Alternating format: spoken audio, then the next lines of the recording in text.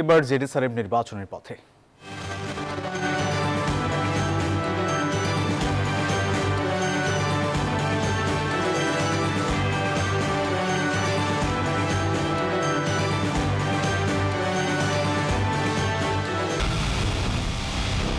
পুরো দেশের মুখে হাসি ফোটাতে নিজেকে হতে হয় স্ট্রং, আর মনোবল হতে হয় স্পার্ক জিরো। জেরুসালেম 25 বছরের পথ চলায় নিরাপদে রাখার প্রত্যয়ে।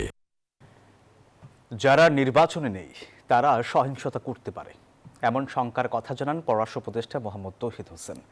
বুধবার মন্ত্রণালয়ে সাংবাদিকদের সাথে আলাপকালে এই কথা জানান তিনি বলেন, বাংলাদেশে নিযুক্ত ভারতের কূটনীতিকদের ও তাদের স্বজনদের নিরাপত্তা ইস্যুতেও উপদেষ্টা জানান তাদের নিরাপত্তাজনিত কোনো শঙ্কা নেই। নিরাপত্তা ঝুঁকির কথা বলে বাংলাদেশ থেকে নিজেদের কূটনীতিকদের স্বজনদের ফিরিয়ে নিচ্ছে ভারত। গত সপ্তাহে নরেন্দ্র মোদী সরকারের এমন সিদ্ধান্তের কথা প্রকাশ পায় দেশটির বার্তা সংস্থা পিটিআই এর একটি প্রতিবেদনে। অর্থাৎ বাংলাদেশে ভারতের কূটনীতিকদের নিযুক্তি হবে নন ফ্যামিলি পোস্টিংয়ে।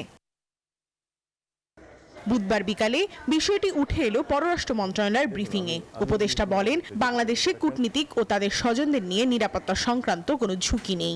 বাংলাদেশে এমন কোনো পরিস্থিতি বিদ্যমান নেই যে তাদের কর্মকর্তা বা তাদের পরিবার পরিজন কোনো বিপদে আছে। আমার তো মনে হচ্ছে না নিরাপত্তাজনক পরিস্থিতির সৃষ্টি হয়েছে, যে কারণে আসলে এই ধরনের পদক্ষেপ নেওয়ার দরকার আছে। ব্রিফিংয়ে উঠে আসে দেশের জাতীয় নির্বাচন ইস্যুও। নির্বাচনী সহিংসতার শঙ্কা দেখছেন কিনা এমন প্রশ্নের জবাবে উপদেষ্টা বলেন, যারা ভোটে নেই তারা এমন কাণ্ড করতে পারে। যারা নির্বাচনে অংশগ্রহণ করছেন তারা প্রত্যেকেই যথেষ্ট